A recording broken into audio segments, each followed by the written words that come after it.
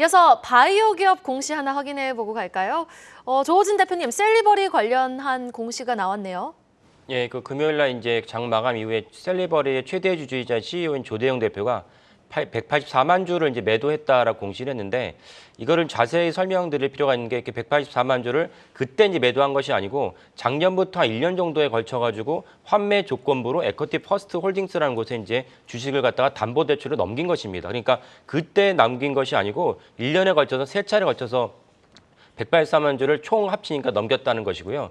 그러면 이제 아시겠지만 셀리버리가 이제 23일 날 그 대주 회계 법인이 이제 셀리버리에서 감사 의견을 갖다 거절했습니다. 그러니까 더 이상 이 회사가 존속 가능성이 없다라는 취지이기 때문에, 그리고 24일 날 바로 거래 정지가 된 상태입니다. 그러니까 조대웅 대표가 아까 말씀드린 지난 1년간 꾸준히 주식을 갖다가 환매 조건부로 갖다 넘겼는데, 최종적으로 환매 조건부라는 건 주식을 넘겼지만 원하면 어느 때든지 조대웅 대표가 해당 주식을 찾아올 수 있었습니다. 근데 그 지난번 공식이 뭐냐면, 난 찾아오지 않겠다. 그래서 환매 조건부를 갖다가 에쿼티 퍼스트 넘겼는데, 에쿼티 퍼스트의 소유권을 조대웅 대표 넘긴 것입니다. 그러니까 이 자체로만 보면은 어떻게 보면 조대웅 대표는 아주 현명하게 그 트레이딩했다고 볼 수도 있고, 에쿼티 퍼스트는 사실은 어떻게 보면은 셀리버리가 이제 상장 폐지될 가능성이 있기 때문에 그는 주식가가 휴지 조각되는 것이기 때문에 에쿼티 퍼스트 입장에서는 큰 낭패를 봤다고 볼 수도 있는데, 다만 여기서 우리가 좀 주의해야 될 부분은 무엇이냐면은, 에쿼티 퍼스트가 다른 이제 종목에서 어떤 이슈가 있었냐면은 공매도, 변칙 공매도가 있었다는 것을 금감원에서 좀 논의하고 있다는 뉴스가 있었습니다.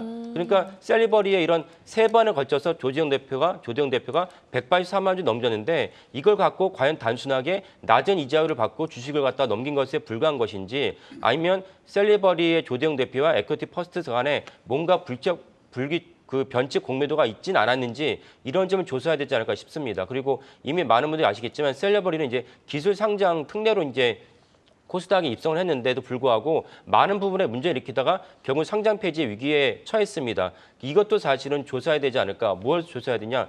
그 처음부터 기술 특례 상장이라는 것이 적합적으로 이루어졌는지, 일반 주주들은 사실 상장했으면 그걸로 이제 족한 것이거든요. 근데 그럼에도 불구하고 이렇게 작년 내내 1년 내내 주가가 흘러내렸기 때문에 이 부분도 금감원에서 동시에 좀 살펴봐야 되지 않을까 싶습니다. 마지막 이슈는 공시 내용으로 한번 다시 마무리해 보도록 하겠습니다. 조호진 대표님, FNF 홀딩스에 관련한 공시가 또 나왔죠? 예, FNF 홀딩스의 최대 주주인 김창수 회장이 이제 86만 주가 넘는 주식을 이제 매도했다는 공시인데, 그 다음 공시를 연달아 보면은 이 그 매도한 금액을 FNF 홀딩스 김창수 대표의 개인 회사라고 할 수 있는 FN코가 이제 전량 인수했습니다. 그러니까 사실은 지분을 갖다 교환한 거기 때문에 FNF 홀딩스 자체의 기업의 본질적인 가치는 변화가 없다라고 이해하시면 되고요. 결국 이렇게 바꾸는 주식을 수합한 거는 뭐 본질적으로는 이제 그 지배 구조를 강화하면서 김창수 대표도 결국 이제 아들에게 물려줘야 되기 때문에 상속세나 이런 걸 감안해서 이제 처한 조치가 아닐까 싶습니다. FNF 홀딩스는 결국 FNF라는 회사가 중요한 것인데,